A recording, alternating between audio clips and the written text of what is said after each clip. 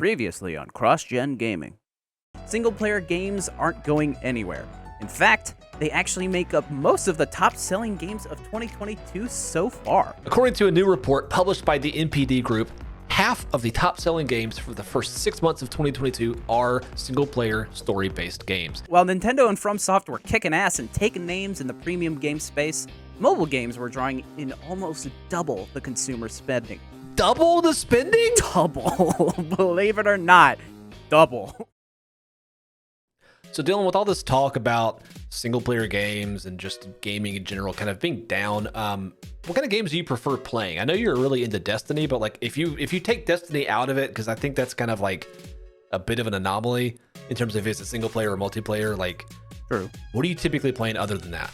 Well, honestly, I mean, believe it or not, I do play a lot of Destiny, but believe it or not, I play a mix of games. This is true. I do honestly and usually end up playing multiplayer games because I think games are usually better with friends. But whenever I'm not doing that, I usually have a single player game that I'm working on or that I'm playing through. Like right now, I'm playing through Sonic Unleashed again. Whenever I'm not playing Destiny. Whenever the frame rate allows you. Although I think your Xbox Series X lets it actually breathe a little bit better. Oh yes, it's so nice on the series. Is that game better with a better frame rate? You know, I would have to literally go back and and test it on the 360 to give you a definite answer, because I mean, when I played it normal frame rate, it was a while ago, so I can't tell. The problem with the normal frame rate is that like it wasn't consistent. So I think they were aiming for 30, but like during the Werehog section specifically, it would dip to like 10. I'd believe it.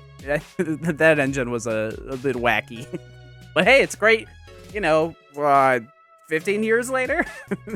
So yeah, why not? Hey, good job, Xbox backwards compatibility. You're bringing in someone else. I'm also with you. I play a lot of different kinds of games, and I think what's interesting is like you're saying like, oh, you play like mostly multiplayer games. I'm kind of the opposite. I think I play mostly single player games, but I think it's also because I'm getting older and my time is more limited. Yeah, you are old. I am old. Yeah, that's true. That is accurate. Thanks. Hey guys, cross-gen means like cross generations. Yeah, because like he's old and I'm not old. Do you get it? It's really good. Anyway, so like I have a house that I own, and so I have to like clean the house and pay bills and that kind of stuff. I know, right? And that makes my time much more limited. And granted, I've given myself enough time during streams to actually play through stuff. But again, I don't have a ton of time just to be willy-nilly playing whenever I feel like, which, back in the day, it was Halo, essentially. Yeah. Single player games have kind of been like a bit of like a refuge for me where I can go and escape is the wrong word. Escapism, I think, is something that's a little bit too dangerous in gaming. That's a whole discussion on its own. Yeah. It's a whole discussion. Yeah.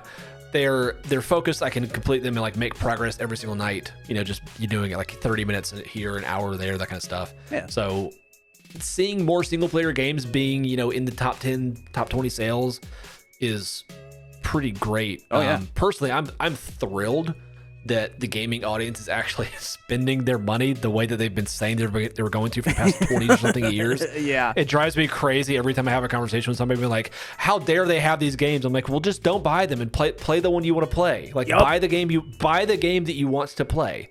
No one is forcing you to do anything. The phrases "put your money where your mouth is" or "vote with your wallet" are true in this case. They're true, and more importantly, like we're seeing it happen. That's the best part, is we're seeing it happen, and it is good. The fact that EA's CEO actually said, "Oh yeah, no, they're super important to us," even though EA like 70% of their revenue is from microtransactions in mobile games. That's huge. Like that's actually a really, really good turn for them to be like, no, we're gonna at least focus on them in some capacity. Like I'm very happy about that. Yeah. How do you feel about that? There being so many single player games in the top 10. I'm completely with you. I am ecstatic to see all of this here, and I was gonna bring up what you said, where it seems like there's been a lot of sort of, not so much recent, like in very recent years, but not that long ago, there's been a lot of doom and gloom of single player games are dead. We're only gonna get multiplayer free to play stuff, which I'm like, I didn't think was the case, and obviously we can see now it certainly is not. So it's good to see that we are getting a lot of good single player games up in the top, and people are loving it and enjoying the hell out of it. And yeah, I'm complete with you. It's awesome. And I also want to make sure it's clear. I want to make sure it's clear that we're not saying that online only games or like free to play games are bad and you shouldn't play them. Nope. I think we're both on the same page of like they can coexist pretty happily. Yeah. You know, something like a Rainbow Six Siege is super duper fun and worth it, but so is an Elden Ring. Yeah. It's different games for different people. Very much so. The whole games industry is better when there's a mix of things to do. Like, you can have a good mix of people who play games that just, like, never even interact with each other because of how different of the kinds of games they play. It's really nice to see that, and I'm really glad that both, like, avenues are, viable. Right, absolutely. And there was a phrase years ago, I'm sure you don't necessarily remember it because it was, 10 years ago from now, you were much younger, and I was not. Yep. Unfortunately, I was in my 20s, so I remember it very clearly. There was a mantra a while ago that was online only, avoid holy. Oh God, that sounds right. It was this whole thing about like, it was these same people who were complaining that single player games were quote unquote dying, who were out there saying like, well, I'm not going to play a game if it's online only. Again, for something like a Rainbow Six Siege or like your favorite game, Destiny 2. I think you can technically, or you could technically play it offline, but now you can't. No, you never could. Yeah, I remember specifically it was always an online only. So I do know what you're talking about. I've never heard that specific phrase before, though. That's really funny. It was around like the PS4 being launched kind of thing. It was just it was so stupid. So, kind of moving a little bit, how do you feel about the mobile market making almost double what the premium game market makes? I mean, it's one of those things where I'm not really surprised by it. The reality, it's similar to the way that like the Wii sold super well. It's just way more accessible. There's way more people who are not traditional hardcore quote. I hate that phrase, but like hardcore gamers like you and me. Yeah, hardcore gamer, PC only. I love video games. But like, there's more people out there than that actually, we want to experience gaming in some capacity. And the reality is Candy Crush appeals to like your fun aunt or your mom or your grandpa. And like, that's awesome. We want that to keep happening. And, if those people are dumping in like $5-10 every other month, whatever, that's completely fine. It really doesn't bother me a whole lot. And it's especially doesn't shock me. I should say that. Yeah, I'm totally with you. It was, when I heard this, I was like, yeah, that's about right.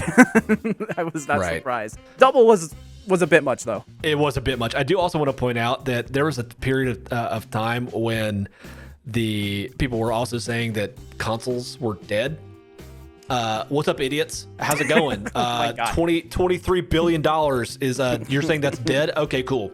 Good job. You're so aggressive. You're scaring them. You're scaring them, John. Please. Please. Such bold claims. They don't know what they're talking about. Sorry, go ahead. Yeah, I mostly agree with you. I definitely can agree that the more people that can play games, the better. I think that's great. The thing that I'm kind of wary about is I always worry that the games that are, making all this money aren't exactly the games that should be. Like, the biggest one to talk about in recent times is Diablo Immortal, where it's like, yeah, that's got some good stuff in it, but holy crap, $100,000 to fully level up a character? Yeah, some dude actually did that, by the way. Did you see that? Yes, I did. Oh my gosh, that's a whole other discussion that you and I might have to do on a stream or something like that. But yeah, that's kind of my point of where it's like I hope that most of these games, these mobile games, aren't that are making all this money. Because when I like getting and giving support to good games that do good things. Games that aren't good and don't do good things, not as much. And I feel like I don't know, I don't want to be super generalized, but it's a mixed bag with mobile games. So, good games should be given to more people. Bad games, no. Yeah, and there's a lot less moderation in the mobile space, unfortunately, and so I will give you that it is there are a lot more unscrupulous actors. Big word. On the mobile space. Yeah, people who are out there trying to do ill will. Yeah. But that's a problem for Apple and Google to solve. That is true. And all I can do in the meantime is not buy any microtransactions in Diablo Immortal / not play it because I have moral issues with it, which is exactly what I've done.